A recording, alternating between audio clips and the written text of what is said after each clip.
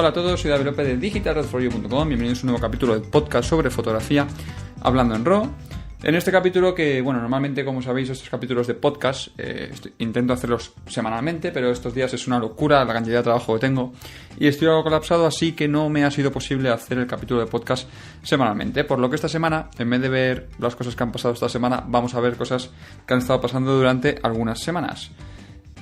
Esta semana tenemos algunas cosas relacionadas con los drones, también tenemos una cosa de Apple un tanto curiosa. Os voy a adelantar el nombre, es algo respecto a una patente, y la patente Apple la ha llamado músculo artificial para lente de cámara. Como veis, tiene un nombre un poco raro. También hablaremos de iOS 8, y es que ya hemos podido ver, o ya se han podido filtrar, o creemos que se han podido filtrar las primeras imágenes, o los primeros, podríamos decir, los primeros controles de la nueva cámara que puede llevar iOS 8, o de las nuevas aplicaciones que pueden salir para iOS 8. También hablaremos de la presentación que tuvo hace unos días Adobe de Adobe CC, de Creative Cloud, donde presentaron unas nuevas versiones de Photoshop y de Lightroom, y nos meteremos también un poquito, pero muy por encima, no quiero tocarlo mucho, sobre un poquito de algo relacionado con la prensa rosa y la fotografía. Finalmente hablaremos de los nuevos sensores de Sony, que aparentemente van a marcar un antes y un después en el mundo de la fotografía. Y por último veremos el tema semanal, que esta semana vamos a hablar del flash, cómo elegir el flash, cómo usarlo, para qué podemos utilizar el flash, etc. Hace un par de días en Facebook os puse una publicación donde os pedía que me dijeseis cosas de las que queríais que hablase al final de este podcast. Y algunos de vosotros apuntasteis algo en dirección del flash, pero más relacionado con el flash de macrofotografía y problemas que tenéis a iluminar una escena con el tema de macro. Así que intentaré, dentro de cuando toquemos el tema de los flashes y cuando veamos qué flash os viene mejor o cómo elegir un flash, pues intentaré tocar también un poquito este tema. Vamos a empezar, como os digo, hablando de los parques naturales y de los drones, que hace unas semanas pudimos ver cómo algunos parques naturales de Estados Unidos habían prohibido, en concreto eran 4, habían prohibido que se utilizasen drones en su territorio, en su zona, en su terreno. Esto, según los parques naturales, será por un posible daño que pudieran causar, etcétera. Pero ahora, por lo visto, lo que es parques naturales a nivel nacional de Estados Unidos está preparando una nueva ley, una nueva prohibición que impide utilizar estos aparatos en todos los parques, en los 401 parques que tiene parques nacionales en Estados Unidos. Jonathan Jarvis, que es el director de servicios, ha declarado que es una amenaza para la vida silvestre el uso de estos drones, y que además de ser una prohibición solo para proteger la vida salvaje, también es en cierto modo para proteger a los excursionistas, a los escaladores, a la gente que al fin y al cabo va a disfrutar de estos parques. Podemos recordar como hace unas semanas os hablaba de que había un corredor en una carrera, no recuerdo si era un triatlón o era una maratón, en el cual un dron le había golpeado la cabeza cuando iba líder, cuando iba en primera posición. Así que, en cierto modo, puede ser que Jonathan tenga algo de razón diciendo que va también un poco en la línea de proteger a los excursionistas, escaladores y demás, pero la cosa es que esta prohibición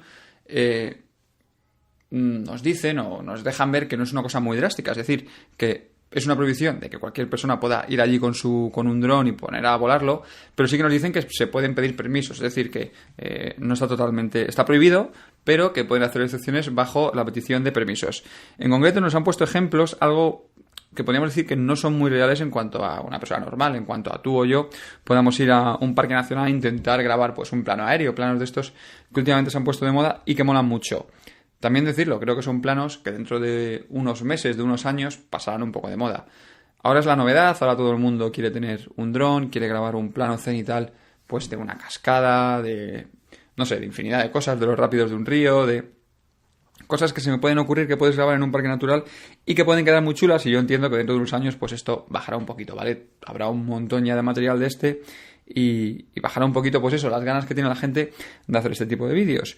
Como os comentaba, los ejemplos que nos han dado son que, se pueden pedir permisos concretos para investigación, búsqueda y rescate, extinción de incendios, así como operadores comerciales. De los primeros nos vamos a olvidar, ¿vale? Pero dentro de los operadores comerciales podemos meter casi a todo el mundo. Puedes decir, oye, yo quiero hacer esta producción con este interés o con tal, y que al final te den tener el permiso. Pero bueno, veremos si dentro de unos años no tenemos drones o cacharros que cuestan 1.000 euros ahí aparcados en casa sin poder sacar a la calle. Drones que solo podemos grabar planos por el salón de nuestra casa, por el jardín o etcétera. Vamos a pasar a hablar de Apple y lo que os comentaba del tema del músculo artificial. Es una cosa un poco rara, como os dije, y bueno, en concreto se trata de una patente. Aprovecho para deciros que todas estas cosas que estamos hablando, todas estas cosillas que podéis escuchar en el podcast, que están relacionadas con un vídeo, con fotografías, en este caso con una patente, todas estas cosas las tenéis un poco ampliadas en el blog, en digitalrefolio.com. Ahí en la entrada del podcast, hablando en RAW número 22, pues vais a encontrar fotografías de esta patente, vais a encontrar algún vídeo de cosas que veremos después, etcétera. Bueno, como os decía, el tema del músculo artificial de Apple. Pues se trata de un nuevo invento que permitirá miniaturizar más las ópticas de las cámaras. El truco está en cambiar los motores de enfoque, que actualmente son mediante bobinas, por un sistema compuesto por polímeros electroactivos. Esto lo que consigue es que genera un campo eléctrico y estos polímeros tienen una carga negativa en la parte superior y positiva en la parte inferior, y gracias a un campo electromagnético pues se mueve. Es decir, esto es sobre todo para mover el tema del enfoque, no está tan pensado para mover zoom. No penséis que vamos a tener unos movimientos radicales mediante esto. Pero sí que es cierto que, sobre todo, y hablando de Apple, para el tema de cámaras de telefonía móvil, sí que esto supone un mayor ahorro de energía y sobre todo un menor tamaño. Es decir, esto nos permite hacer las cosas en un tamaño mucho más pequeño. También nos permitirá ahorrar algo de batería, como os decía, pero yo creo que la idea de Apple o la idea que tienen a desarrollar esta patente va más dirigida en cuanto al tema de tamaño, de hacer las cosas mucho más pequeñas. Y es posible que en un futuro veamos un iPhone más estrecho con una mejor cámara, o que veamos un iPad más estrecho con una mejor cámara, o ya no mejor cámara, pero al menos con la misma cámara. Esta patente, aparte de mostrarnos, como os digo, un sistema de enfoque algo miniaturizado con el tema del músculo artificial, también presenta un diafragma de músculo artificial, también presenta una nueva mejora en el diafragma, lo cual también permite que sea un poquito más pequeño. Y es que las últimas semanas he estado viendo varios diafragmas, he estado viendo muchas cosas por ahí de diafragmas químicos, diafragmas pues como este de Apple. Es decir, que las empresas están trabajando mucho en conseguir hacer diafragmas de una forma diferente. En concreto, como os comentaba, el otro día estuve viendo, podríamos decir que eran medio patentes, medio prototipos de unos diafragmas que eran químicos, que eran a partir de una sustancia química y que, dependiendo la carga eléctrica que les aplicases, pues hacía más grande o más pequeño. ¿Qué ventajas puede tener esto? Pues según lo estuve viendo, realmente podría tener muchas, sobre todo relacionadas con por ejemplo, el número de palas que tiene un diafragma, el tamaño que ocupa un diafragma dentro de un objetivo. Pensad la apertura que puede tener un diafragma. Pensad que seguramente al ser químico pues podamos llegar a... Bueno, la apertura grande va muchas veces delimitada por la construcción del objetivo, pero podemos llegar a tener diafragmas muy pequeñitos y sobre todo diafragmas que sean muy redondos. Actualmente necesitamos objetivos con muchas palas para conseguir un efecto bokeh que sea muy redondeado. Pues con este nuevo invento, con esta nueva tecnología, podríamos tener estos efectos bokeh muy redondeados, pues realmente con un coste muy inferior, supongo, al menos a largo plazo, cuando esto esté más desarrollado y se fabrique en una escala un poquito mayor. Lo que no sé, si tanto el tema del músculo de Apple, el tema de poder conseguir a través de polímeros electroactivos un enfoque o conseguir un diafragma, si algún día lo llegaremos a ver en cámaras de fotos. Yo no creo que esto lo acabamos de ver a un corto plazo. Seguro que con el tiempo acabamos teniendo cámaras muy pequeñas, y estas cámaras que sean muy pequeñas seguramente sí que lo puedan hacer, pero a día de hoy, con el tamaño de cámaras que tenemos y con las tecnologías actuales, la verdad es que lo dudo mucho. Sin salir de Apple, nos vamos a meter en iOS 8. Como os decía, iOS 8 está a la vuelta de la esquina, quedan poquitos meses para que Apple lance iOS 8, y una de las novedades que puede traer o que traerá iOS 8 es que Apple ha abierto la aplicación de la cámara, es decir, ha abierto su desarrollo de la cámara. Esto quiere decir que muchas empresas o muchos desarrolladores pueden acceder a funciones de la cámara que hasta el momento estaban ocultas. ¿Qué opciones son? Pues mirad, he estado viendo algunos vídeos y no parece que vaya a ser la aplicación que venga de fábrica, no parece que sea la aplicación de stock de cámara que puede venir en el próximo iPhone 6, pero sí que es interesante ver cómo la nueva cámara de Apple nos permite seleccionar entre la exposición, nos permite seleccionar, el enfoque ya nos lo permitía, pero yo por lo que está viendo sobre todo nos permite el tema de la exposición, subir un poquito los brillos, el contraste, etcétera. Entonces, esto no lo hace mediante filtros, esto lo hace a la hora de hacer la fotografía, es decir, no tomamos la foto y después aplicamos esto, sino que cuando vamos a hacer la fotografía, pues podemos ajustar un poquito que sea la foto más clara o más oscura. Esto puede ser por software, esto puede ser solamente un control de un valor EV, pero nos dicen que después de que muchos desarrolladores se metan a desarrollar aplicaciones y demás, que podríamos llegar a controlar la sensibilidad ISO, la velocidad de obturación, el enfoque, el balance de blancos y el balance de la exposición de forma independiente. Es decir, que según los desarrolladores de otras marcas, seguramente no Apple directamente, pero que según podamos ver a lo mejor una cámara pues de Visco, o podamos ver una cámara en Instagram, o podamos ver cámaras en aplicaciones que nos permitan controlar pues la velocidad de exposición, el diafragma, la sensibilidad ISO, que es algo que creo que debería ser relativamente fácil de controlar en un teléfono móvil, pues seguramente que en un futuro podamos controlar todo esto. Y hace unos meses, bueno, desde hace unos meses más bien, os comentaba que las cámaras o los teléfonos móviles, los smartphones, se han comido totalmente a las cámaras compactas. Es decir, hoy en día no se venden prácticamente cámaras compactas porque es un mercado que ha ocupado el teléfono móvil. Yo ahora actualmente, cuando voy a trabajar a un evento, cuando voy a una boda, hace unos años veías que todo el mundo sacaba de los bolsos una cámara de fotos pequeña. Pues hoy en día no. Hoy en día lo que saca la gente es el teléfono móvil. Es el smartphone y hace una foto. Entonces yo creo que después de tener después de poder controlar en una cámara el enfoque, de poder controlar la sensibilidad ISO, de poder controlar... Creo que esto se va a comer incluso un mercado de cámaras un poquito más avanzadas. Cuando estas navidades, que publicaban los datos del año pasado, nos decían que las cámaras compactas habían caído muchísimo, pero que las cámaras compactas premium, es decir, las cámaras de una calidad un poquito superior, seguían aguantando un poco el tipo. Pues creo que con ese tipo de cosas en un teléfono móvil, y está claro que de la mano de Apple y de iOS vendrá también Android, pues creo que esto le puede hacer mucho daño a este sector de cámaras. Así que yo creo o auguro que en un futuro las cámaras estas Prime o las cámaras de una calidad un poquito mejor, que muchas veces el usuario se decanta por ellas porque tienen opciones manuales, porque puedes controlar el diafragma, la velocidad de obturación, pues el enfoque de una manera más detallada. Vamos, en una cámara compacta normalmente no puedes controlar el enfoque, así que creo que esto en el futuro le podrá hacer mucho daño, y visto lo visto, quién sabe si dentro de 8, 9 años podemos ver cómo las cámaras de un teléfono móvil casi se coma la fotografía de una cámara reflex. Veremos si ese mercado, que a lo mejor se van a comer las cámaras o los teléfonos móviles, si en ese mercado pueden evolucionar las cámaras las CSC, pueden evolucionar para darnos a los fotógrafos más profesionales, darnos algo de una calidad buena, una calidad profesional, pero en un tamaño más compacto, y poder luchar un poco, porque si no me da a mí que a saber en manos de quién estamos. Incluso hace unos meses podíais ver que Google, en la aplicación nueva de su cámara para Android, había sacado un efecto de desenfoque de fondos, que ya es como el colmo, ¿no? Era una cosa que era por software, que era digital, pero bueno, al fin y al cabo conseguía un efecto que mucha gente compra una cámara reflex porque va buscando ese efecto. Os puede parecer ridículo que alguien se gaste 400, 500 euros en una cámara reflex para desenfocar un fondo, pero es algo que ocurre, eso es cierto.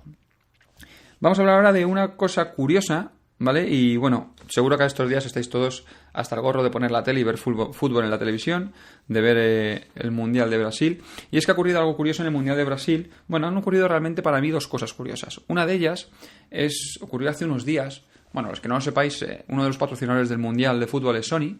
Podríamos decir que el patrocinador tecnológico es Sony, prácticamente solo, creo que no hay ninguno más. Siempre está el de coches, el de electrónica, el de alimentación, que suele ser McDonald's. Bueno, pues hace unos días Sony se quejó a la FIFA porque los jugadores llevaban unos auriculares de una marca, de Beats, de Monster. Llevaban estos auriculares cuando entrenaban, cuando llegaban a los estadios, y dentro de los estadios no podían llevarlos porque, como Sony es el patrocinador oficial, tenían que llevar auriculares de Sony. Entonces, se podía ver a los jugadores, según llegaban al estadio, cómo se cambiaban estos auriculares por los auriculares de Sony. Entonces, esto para el mundo del marketing tiene un impacto muy negativo, porque el impacto que tiene ver que un jugador en su tiempo libre o cuando está entrenando, cuando no está controlado, cuando no le imponen algo, utiliza una marca que al final se la están imponiendo porque ha firmado un contrato, pues cuando una persona, pues que al fin y al cabo es el ídolo de mucha gente, utiliza esta marca, pues tiene mucho más impacto que luego se pongan los auriculares Sony cuando entran al estadio. Entonces la FIFA dijo a las selecciones que por favor que sus futbolistas no utilizasen ese tipo de auriculares en actos públicos como entrenamientos, ruedas de prensa o traslados a los estadios, etcétera. Al fin y al cabo es una tontería, ¿no? Porque, oye, si lo quieren utilizar, que lo utilicen, pero Sony intentó defender un poco ahí pues toda la pasta que se había gastado en patrocinio. Y otra de las cosas en las que Sony se ha gastado mucha pasta en patrocinio es en los petos. Si os fijáis en el Mundial de Brasil, casi todos los fotógrafos acreditados llevan petos, llevan un peto naranja, y en esta ocasión el peto naranja lleva el nombre de Sony y lleva el logotipo de la serie Alpha, de las cámaras reflex, o de las cámaras reflex no tanto porque son cámaras un poco raras, son cámaras de espejo translúcido, pero bueno, vamos a decir de las DSLR de Sony. Lo curioso es que ninguno de los fotógrafos utiliza equipo Sony. De todos los que ves ahí corriendo de un lado a otro con el peto, con el logo de Alpha, ninguno de ellos utiliza Sony. Entonces yo le diría a Sony que hubiesen tratado un poco, ¿no?, de cambiar su política de sponsorización. No sé, igual que en el Mundial ves a un montón de gente en la grada, que no es gente que es aficionada a un equipo, que es gente que simplemente va a los partidos porque le han regalado la camiseta y le han puesto una le han regalado la entrada y le han puesto una camiseta. Pues hacer un poco con las cámaras de fotos igual, ¿no? Si no hay ningún fotógrafo acreditado, ostras, llévate unas cuantas cámaras ahí a Brasil y suelta unas cuantas cámaras con unos cuantos objetivos, que tienes objetivos decentes y tienes cámaras decentes para poder hacer ese tipo de fotos, pues suéltanos en el Mundial y oye, yo qué sé, paga a alguien, ¿no?, para que al menos salga ahí y que parezca otra cosa. Pero bueno, lo cierto es que quejándote de que otra marca hace publicidad fuera del estadio y no dentro y poniéndole petos a unos fotógrafos, creo que no vas a conseguir vender más. Sí que vas a exponer más tu marca, pero yo creo que actualmente y sobre todo en Sudamérica, Sony es una marca que está muy valorada y creo que Sony no necesita pues vender tanto su marca, sino vender su producto, al fin y al cabo. Vamos a hablar ahora del Lightroom y como os comento, bueno, del Lightroom no. Sí y no. Vamos a hablar de Adobe y de Adobe CC, de Adobe Creative Cloud.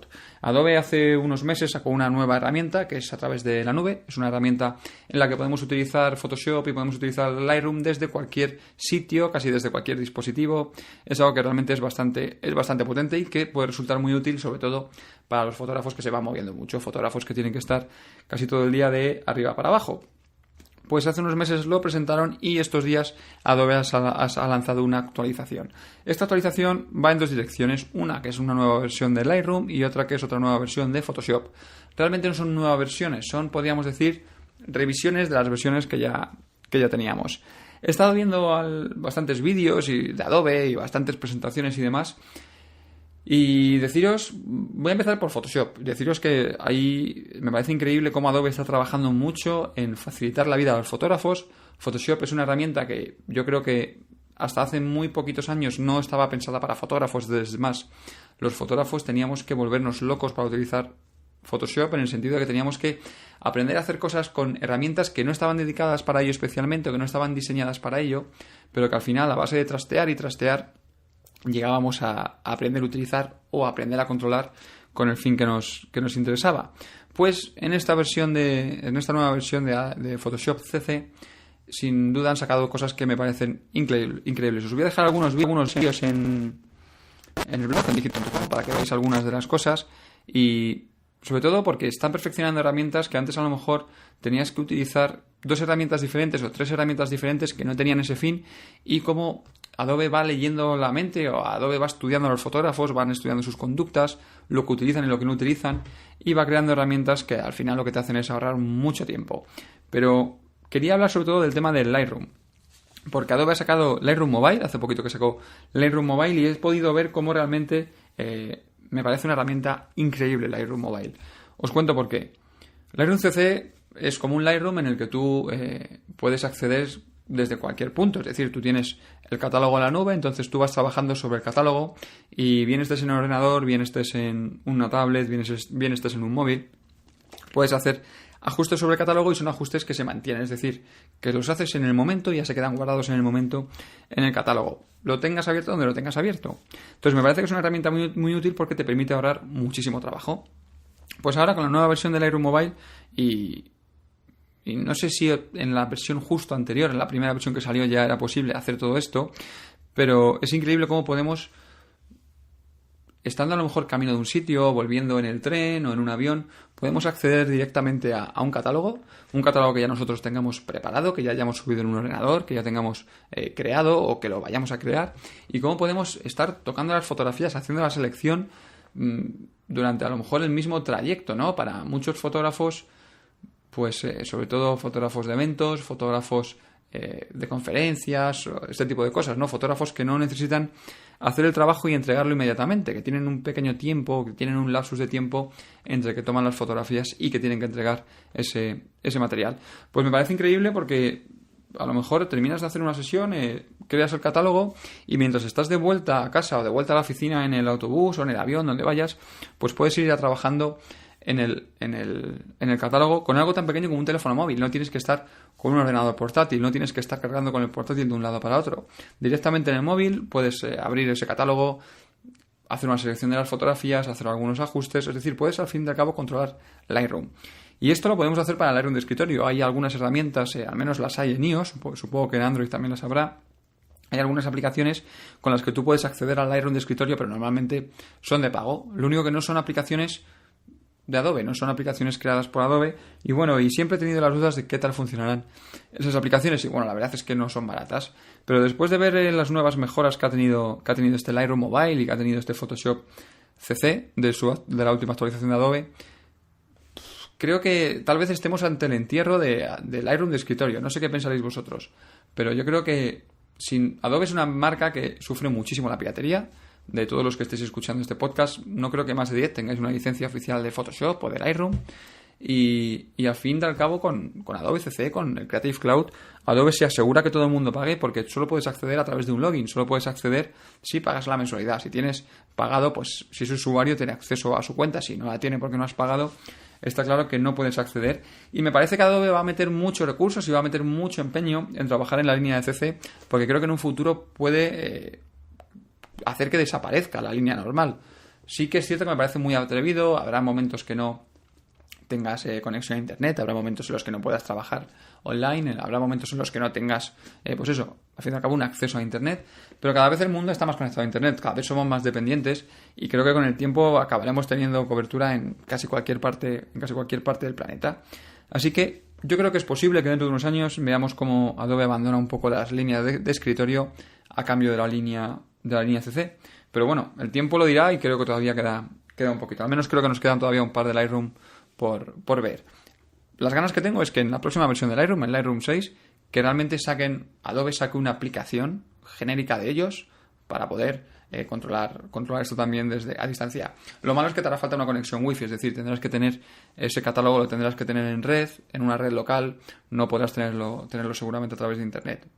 Es tal vez la pequeña pega, pero bueno, nunca está de menos, ¿no? Poder estar, apartarte un poco del escritorio, apartarte un poco del ordenador y sentarte tranquilamente en un sitio de casa, de la oficina, para hacer la selección más tranquilamente.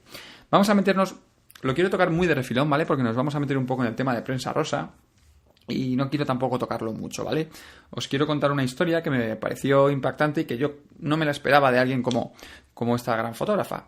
Os cuento, hace, no sé si días o semanas, se casó Kanye West y Kim Kardashian. Kim Kardashian, para que lo sepáis, es esa mujer que tiene unas caderas enormes, que hace pocos días leí que era la nueva Afrodita, pero a mí no me parece muy Afrodita, pero bueno. Entonces, hace unos pocos días se casaron y en un principio las fotografías, el reportaje de boda, se lo iba a hacer Annie Leibovitz.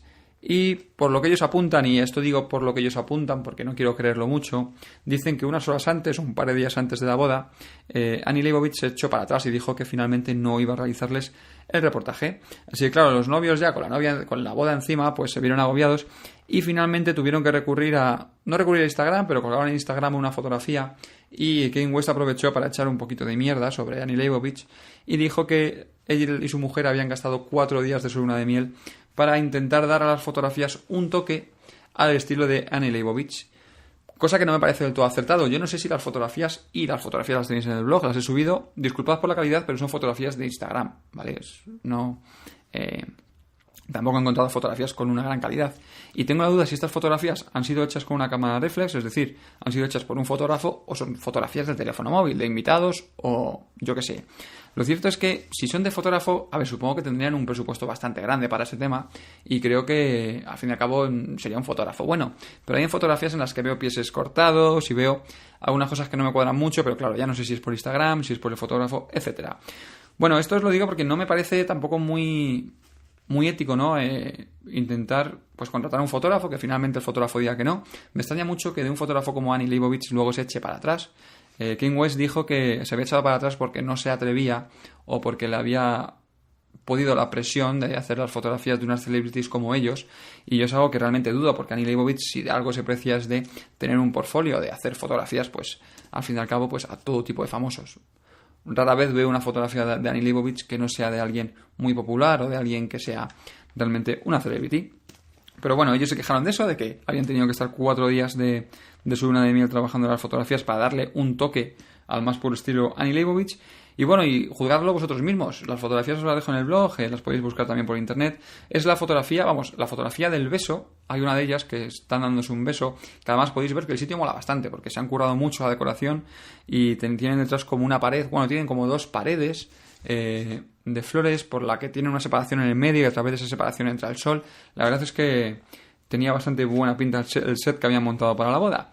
Pero bueno, vedla vosotros, juzgad vosotros mismos si creéis que tiene un toque Annie Leibovitz. Yo no le acabé de ver el toque Annie Leibovitz. Yo le vi un toque muy cálido, muy rollo natural. Fotografías que no están mal, ¿vale? Fotografías que ese toque a mí además me gusta mucho ese toque de fotografía. Pero bueno, finalmente no sé yo si tiene un toque Annie Leibovitz o no. Eso lo dejo que lo juzguéis vosotros mismos. Y vamos con la siguiente cosilla, y es la última antes de meternos con el tema de los flashes. Y es lo del tema de los sensores que os comentaba de Sony. Hace unos días Sony presentó una fotografía, porque no presentó nada más que una fotografía, de lo que es el primer sensor curvo de tamaño completo, de full frame. Sí, como os digo, un sensor curvo. Ha sido desarrollado íntegramente por el departamento de I+D de Sony, al más puro estilo Batman y Morgan Freeman ahí en el sótano seguramente de una fábrica de Japón. Y dicen que están muy cerca de poder lograr su producción en masa, es decir, de hacer sensores a patadas. La imagen que han publicado podemos ver que es un sensor full frame, y también han presentado, han dicho que tienen preparado uno de tamaño móvil. Muchos de vosotros podéis pensar que, oye, ¿cuál es la ventaja de un sensor curvo? No sé, pues otra cosa más, como lo de las teles, ¿no? Hace poco han salido televisiones curvas, pero esto es completamente diferente a lo de una televisión. Una televisión curva te puede parecer una tontería. Sí, en cierto modo para mí es un poco tontería, ¿no? Es un poco que no viene más que a decir, bueno, yo saco una televisión curva a ver si vendo alguna. Si las vendo bien, si no, pues nada. Si me llevo el gato al agua, pues mira, eso que he ganado. Pero el sensor curvo es diferente, ¿por qué? Os voy a contar por qué. Actualmente tenemos sensores en las cámaras que son sensores planos. Cuando la luz entra en la cámara, la luz no entra totalmente perpendicular. En la parte central sí que entra perpendicular, pero según la luz se va yendo a las esquinas, la luz tiene que entrar algo oblicuo, algo perpendicular.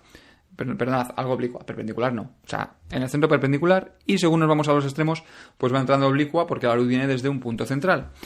Y esto no hace más que generar unas pequeñas sombras dentro de los sensores. Un sensor no es una superficie que es completamente plana, sino que un sensor tiene en cada píxel tiene una pequeña celda. Entonces, cuando la luz entra de forma oblicua, genera una pequeña sombra en cada celda. Y esto hace que el sensor pierda sensibilidad. Con este nuevo sensor, Sony nos dice que han ganado 1,4 veces más de sensibilidad en la parte central del sensor y 2 veces en las esquinas. También consigue solucionar ruido causado por corriente oscura, es decir, el ruido que conseguimos en la cámara debido a la corriente que pasa por el sensor, pues también lo han conseguido solucionar con el tema del sensor curvo. Esto de la electricidad no creo que sea muy consecuencia de que sea curvo. A lo mejor sí, a lo mejor estoy metiendo la pata. Pero lo que sí que os digo del tema de la luz sí que es totalmente cierto, y sí que me parece muy interesante, porque sobre todo cuando hacéis una foto y veis que tenéis las esquinas como viñeteadas, como más oscuras, pues esto lo que hace es evitar eso, porque al fin y al cabo la luz entra en todos los píxeles, entra de una forma recta, y podemos conseguir sin duda que una mejor calidad. Ya os digo que estos sensores es muy posible que vengan a revolucionar el mercado de los sensores. Además, si los sumamos a otras tecnologías, como últimamente hemos visto la tecnología Foveon, que no es una tecnología nueva, pero que es una tecnología que está creciendo últimamente bastante. Podemos ver nuevas tecnologías en procesadores de imagen, en software de las cámaras, es decir, que tiene muy buena pinta lo que puede venir en el futuro en el tema de las cámaras digitales, y veremos si además estos sensores curvos llegan a crecer incluso de una cámara full frame a cosas un poquito más grandes, que creo que es la idea de la fotografía. Creo que la fotografía se mueve en dirección a cámaras de un poquito más de resolución, tamaños más grandes de sensor, medios formatos, etc. Este sensor en concreto podría ver la luz por primera vez en la cámara Sony RX2, la que sería la sustituta de la RX1, y seguramente, como os digo, también saquen una versión móvil para teléfono móvil, porque han presentado también un sensor de tamaño de móvil. Pues con esto acabamos las cositas de esta semana, y ahora vamos a pasar al tema que os decía que teníamos, el tema semanal, que era el tema del flash. Yo, como cada semana, me he preparado unos puntos, una serie de preguntas para ayudaros un poquito más a entender el tema del flash. Pero bueno, tampoco me quiero liar mucho y quiero ser bastante conciso en esto. ¿Qué es un flash? ¿Vale? Un flash es, al fin y al cabo, es una fuente de luz, es un pequeño sol que llevamos en el bolsillo. El flash es algo que podemos necesitar y que nos puede salvar la vida en determinada fotografía y que si no lo tenemos podemos perder esa fotografía. Yo personalmente, y los que me seguís más, sabéis que yo no soy muy amigo de utilizar el flash. No me gusta mucho utilizar el flash por diferentes cosas. Hay gente que me criticará por ellos, otros que pues que me entenderán por esto, por no gustarme el tema del flash. Pero lo que quiero es ayudaros a vosotros a decidir si queréis flash, si no queréis flash, cómo queréis utilizar el flash, para qué utilizar el flash. Así que lo primero de todo es cómo elegir nuestro flash. ¿Qué debemos tener en cuenta a la hora de comprar un flash? Pues sobre todo tenéis que diferenciar entre todos los diferentes flash que hay en el mercado. En el mercado, y os lo quiero explicar de una forma que os quede bastante clara, podríamos decir que hay, yo creo que 3 tipos de flashes. A ver, dejadme que los enumere yo en mi cabeza rápidamente. Sí, yo creo que hay 3 tipos de flashes, vale. Os voy a explicar qué o cuáles son. Uno es el flash barato, que tiene mucha potencia. La potencia en un flash se mira por el número guía. El número guía es, al fin y al cabo, es un indicador de a cuántos metros vamos a poder hacer una fotografía. Es decir, si un flash tiene un número guía de 40, pues y si estamos disparando la cámara en ISO 100 a un diafragma de f4, pues vamos a llegar a 10 metros. Si estamos disparando con un F8, vamos a llegar a 5 metros. Si estamos disparando con un F20, vamos a llegar a 2 metros. Al fin y al cabo, el número guía lo tenemos que dividir entre el diafragma para saber los metros que estamos llegando. Esto con 100 ISO, ¿vale? Hay un cálculo bastante exacto para hacerlo no de esta manera, sino hacerlo al revés. Es decir, que tú sepas a qué distancia está el sujeto y qué potencia te hace falta. Pero bueno, os podéis hacer una idea más o menos con esto. Pues tenemos 3 tipos. Uno que tiene un número guía que tiene una potencia bastante alta, pero que tiene un precio comedido, es decir, que es un flash que tiene mucha potencia, pero por un precio económico, que normalmente este flash no tiene TTL, es decir, es totalmente manual. Luego tenemos otra opción de flash, que es un flash con un número guía bajito, pero con opción TTL. Este flash normalmente es un flash que no tiene mucha potencia, pero que se comunica con la cámara, que es lo del TTL. Entonces nos va a ayudar mucho a conseguir una exposición correcta. Si normalmente sueles disparar tu cámara en modo manual, en modo automático, y no te quieres complicar mucho la vida con el tema de manual o quieres hacer fotografías, uno de vosotros en el último preguntas y respuestas me preguntaba esto, que cómo hacía o cómo ajustaba la exposición del flash cuando tenía que hacer una foto rápida y no podía probar, no podía decir, ostras, esta está muy quemada, tengo que bajar la potencia del flash o cerrar el diafragma o tal. Pues para esto viene el TTL. El TTL es una abreviatura de Through the Lens en inglés, que es a través de la lente, y con esto lo que conseguimos es que la cámara, cuando recibe luz, es decir, la cámara cuando hace la foto dispara el flash, le dice al flash dispárate, y cuando la cámara a través del objetivo ve que le está llegando ya la luz del flash, dice al flash para, ya me está llegando luz, ya no hace falta que des más luz. Pues esto se llama la opción TTL. Entonces tenemos el flash con mucha potencia sencillo sin TTL, que nos va a obligar a hacer un ajuste más manual de la cámara, es un poco más complicado de manejar. Luego tenemos el flash con TTL con menos potencia y un precio comedido, y luego tenemos los flashes de una gama más alta, los cuales suelen llevar ya TTL, suelen tener una potencia decente, y bueno, tienen todo, por así decirlos, tienen un poco de todo y nos van a ayudar pues a poder utilizar un TTL si nos hace falta en un determinado momento, o si lo queremos utilizar en modo manual, nos van a permitir un modo manual. Pues ese tipo de cosas. Luego dentro de cada uno de ellos pues hay flashes que tengan zoom, flashes que no tengan zoom. ¿Qué es esto del zoom en un flash? Pues mirad, según nosotros ponemos un objetivo u otro en la cámara, el flash tiene que ajustarse al objetivo que tenemos, porque si tenemos un objetivo angular, el flash tiene que dar una luz más angular, es decir, la bombilla tiene que acercarse al extremo del flash para dar una luz más angular. Si tenemos un objetivo más largo, si montamos un teleobjetivo, poneros un 200 milímetros en la cámara, pues el flash tiene que venirse hacia atrás para dar una luz más cerrada, para que así se pierda menos luz. Entonces, el flash tiene que ajustarse de cierto modo al objetivo que tenemos. Esto no lo tienen todos los flashes, pero también es importante a la hora de valorar la compra de un flash, porque si vas a hacer un tipo de fotografía, si sueles disparar fotografía con ópticas muy largas, pues a lo mejor un flash no que esté pensado para angular, pero a lo mejor ese flash que habéis estado mirando, que era barato y demás, pues no te acaba de venir bien del todo. Bueno, ya tenemos más o menos elegido nuestro flash, ¿vale? En función de lo que queráis utilizar cada uno. Vamos ahora a ver cuándo utilizar el flash o cuándo no utilizarlo, o cuándo es mejor opción utilizar el flash. Como os digo, el flash no deja de ser un sol portátil, ¿vale? Es un pequeño sol que llevamos en el bolsillo, es una fuente de luz y nos puede salvar la vida en muchos casos y nos la puede estropear también en otros muchos casos. Así que, ¿cuándo utilizar el flash? Pues mira, el flash lo podéis utilizar para diferentes cosas. Una es para rellenar, que esto lo que nos va a hacer es que el flash no va a ser la fuente principal de luz, sino que el flash lo que nos va a hacer es ayudarnos a iluminar un sujeto que esté en un contraluz, a rellenar unas sombras, al fin y al cabo nos va a ayudar a dar un aspecto a la fotografía que nosotros queremos sacar, que nosotros tenemos en mente. Tú seguramente, por ejemplo, ahora los días de verano, cuando hacemos una foto a mediodía, que el sol está muy alto, y cuando hacemos una fotografía, pues normalmente tenemos las sombras de las cuencas de los ojos, sombras de la nariz, y son sombras que quedan muy feas en una fotografía de retrato. Así que podemos utilizar el flash para rellenar esas sombras y conseguir una imagen, pues, de la cara un poquito más plana, ¿vale? Un poquito mejor iluminada. También podemos utilizar el flash, pues, en interiores, que lo podemos utilizar de diferentes maneras. Lo podemos aplicar directamente sobre el sujeto, el cual nos va a generar unas sombras que nos pueden gustar más o nos pueden gustar menos.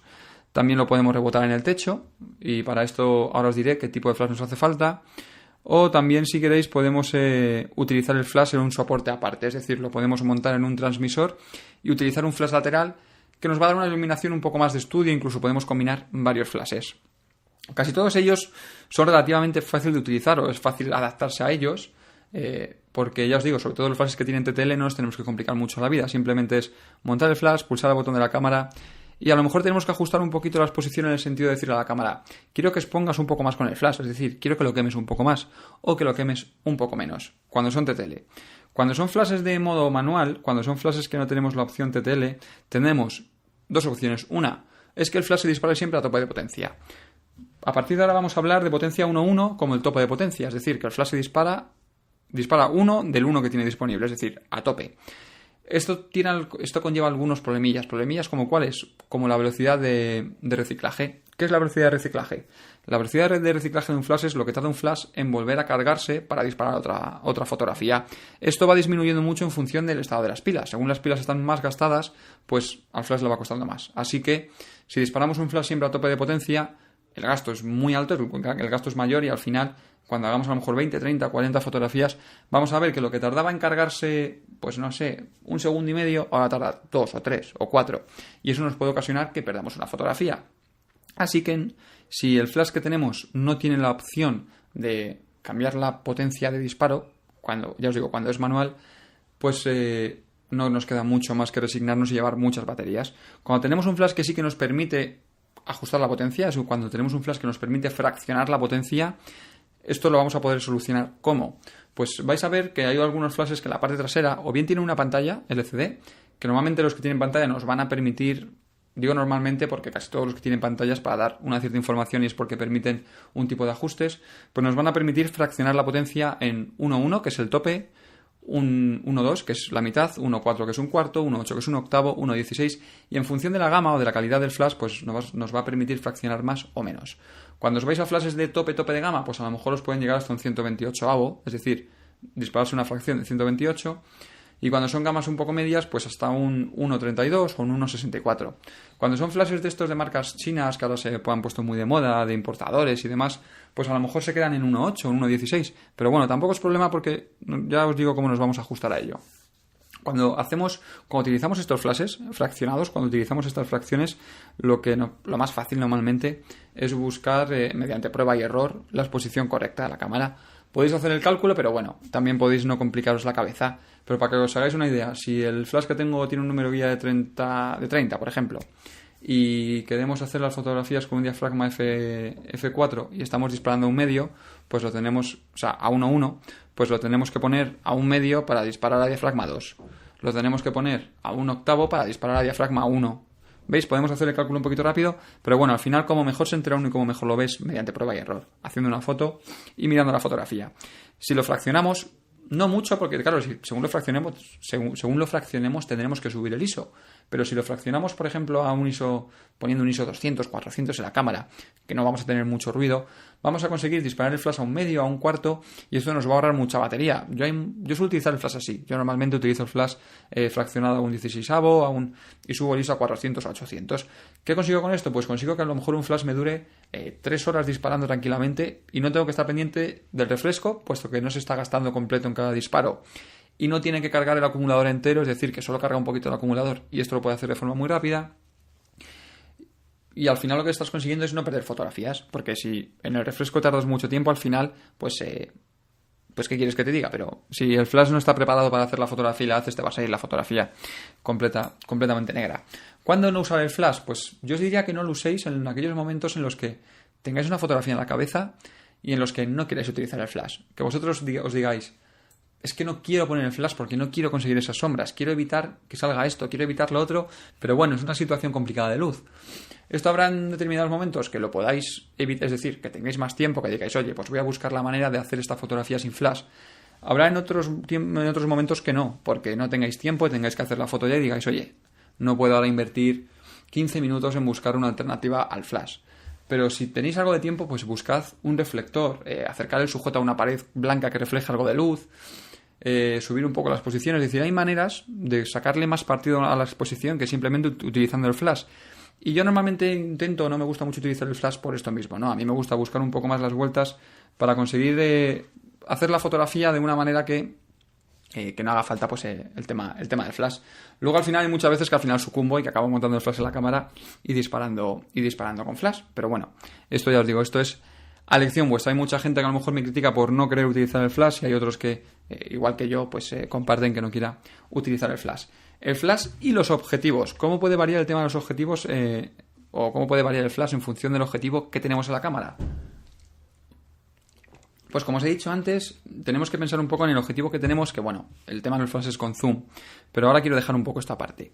Lo quiero dejar un poco aparte porque uno de vosotros, como os dije antes, estos días que os puse en Facebook una publicación para deciros que me dijerais inquietudes que teníais para este capítulo de podcast, uno de vosotros me dijo que le costaba iluminar con el tema de macrofotografía. Entonces, el tema del flash y sobre todo de los flashes pop-up, el flash que viene incorporado en la cámara, hay muchas veces que no funciona porque pensad que el flash no es una cosa que eche luz y que eche luz directamente iluminar toda la escena, sino que la luz de un flash sale de una manera, sale con forma de cono y que tiene que llegar a iluminar todo el sujeto. Si el sujeto está muy cerca, no va a llegar la luz a iluminar todo el sujeto, es decir, se nos va a quedar a mitad. Tened en cuenta que el flash se ilumina, pues eso, con forma de cono, con forma de pirámide. La luz sale con un ángulo y va avanzando. Entonces, si el sujeto está muy cerca, pues no va a cubrir ese sujeto. Esto lo podemos solucionar con cosas como difusores. Hay algunos flashes que traen una pequeña pestañita que ayuda a difuminar luz. Esto lo que va a cambiar es el ángulo en el que la luz sale del flash para intentar evitar esto. Pero si tenemos ópticas muy largas, la óptica puede hacer una sombra. Esto suele pasar con los flashes pop-up, con los flashes que vienen incorporados en el objetivo. Y seguro que a muchos os ha pasado que tenéis a lo mejor un objetivo 70-300, la habéis puesto sobre todo un parasol. Esto pasa un montón con los parasoles. También os digo que no tiene sentido, si os hace falta flash normalmente, utilizar un parasol. Pero le ponéis un parasol al objetivo y hacéis la foto con el flash incorporado y veis que os sale un círculo negro. Esto es por sombra. Al fin y al cabo, el flash es una luz y si hace sombra, pues hace sombra. Eso no podemos solucionarlo. Pero cuando montamos un flash dedicado, cuando montamos un flash de zapata sobre la cámara, pensad que el flash se levanta del objetivo y que tiene un ángulo diferente. Así que tenemos que pensar sobre todo el tema del zoom, porque si ajustáis el flash de forma manual, yo cuando utilizo el flash en forma manual, que es como se utiliza casi siempre, puedo engañar a la cámara, puedo decirle al flash, oye, tienes montado un objetivo diferente, tienes montado a lo mejor un 24 milímetros, y en realidad no es un 24 milímetros, pero a lo mejor tengo el sujeto tan cerca de la cámara que lo que estoy haciendo es engañar al flash para que me dé un poquito más de ángulo, y al fin y al cabo quiero que me dé un poco más de ángulo para iluminar ese sujeto que está ahí debajo o muy cerquita de la cámara. Así que en función de los objetivos que tengáis o de los objetivos que vais a utilizar, también tenéis que valorar un poco cómo utilizáis el flash, qué número guía puesto. Que ya os digo, un flash que no sea muy potente con un objetivo largo os va a dar más dificultades, porque ya no solo porque tenga más distancia, sino porque los objetivos, según son más largos, suelen ser menos luminosos. Y ya os digo, y es que la luz se va dividiendo en cada paso de diafragma. Pues bueno, esto ha sido todo sobre el flash. Deciros que seguramente cuando veis este vídeo algunos me preguntáis, oye, ¿y qué flash me recomiendas? ¿O qué flash me compro? Pues ya os digo, buscad sobre todo en función del tipo de fotos que vais a hacer, pues el tema del número guía, del número de potencia. Si soléis hacer fotografías a sujetos que estén muy lejos, buscad un flash que tenga un poquito más de potencia. Si veis que no encontráis un flash TTL por vuestro presupuesto y tal, pues bueno, valorad si un flash que no tenga TTL os va a servir, si vais a saber utilizar un flash, si vais a poder manejar ese flash y si os va a ayudar. A lo mejor os merece la pena gastar 20-30 euros más o bajar un poco de potencia de flash y subir el ISO para tener un flash TTL. Si vais a utilizar el flash para rebotar en techos, y esto no os lo he contado y os lo quería contar, pensad que cuando rebotamos un flash en techo, la distancia que recorre es también distancia. Es decir, si el techo está a 3 metros, son 3 metros para subir y 3 metros para bajar. Y además, dependiendo del color que sea el techo absorbe una cantidad de luz. Cuando hacemos una fotografía algo negro, se ve negro porque el color negro absorbe la luz. Es decir, refleja un porcentaje muy pequeño de la luz que le llega. Cuando hacemos una fotografía algo blanco, nos sale mucho más quemada. ¿Por qué? Porque el blanco refleja casi la misma luz que le llega. Entonces tenéis que pensar que si estáis disparando fotografías con flash rebotándola en un techo, si el techo es de color blanco, pues solamente tendréis que hacer prácticamente el cálculo de la distancia. Si tiene 3 metros de altura, pues 6 metros. Si el techo es de color gris, pues seguramente en vez de tener el cálculo de 6 metros, pues tendréis que subirlo a 8. Si el techo es negro, pues tendréis que dar un poquito más, o a lo mejor, mira, casi es mejor que intentéis poner el flash directo. Es decir, jugad con el flash, aunque yo no sea muy amigo de él, pero el flash es nuestro amigo, es una luz portátil. Y ya os digo, y en marcas, sin duda que cuando os vais a marcas de serie, a fabricantes, a Canon, a Nikon, a Sony, pues son flashes que se comunican muy bien con la cámara, son flashes que os lo ponen muy fácil, porque siempre tienen función TTL.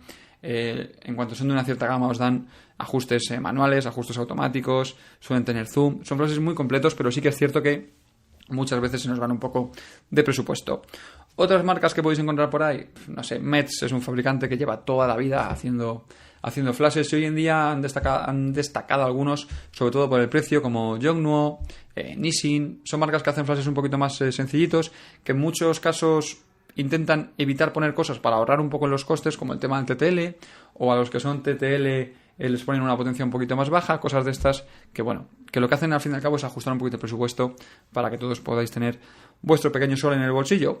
Pues esto ha sido todo sobre el capítulo número 22 del podcast Hablando en RAW. Muchas gracias a todos por haber visto el vídeo, si lo habéis visto a través de YouTube, por haber escuchado el podcast, si lo has escuchado en el móvil, en el ordenador, donde quiera que lo hayas escuchado. Deciros que os podéis suscribir a estos podcasts a través de iTunes. También tenéis en digitalrefolio.com, aparte de un poco la información ampliada de todo lo que hemos hablado hoy, tenéis también el feed RSS para seguir estos podcasts a través de una aplicación en Android. Y también os podéis suscribir tanto al blog, a digitalrefolio.com, así como seguirnos a través de Facebook y Twitter. Soy David López para digitalrefolio.com. Hasta la vista.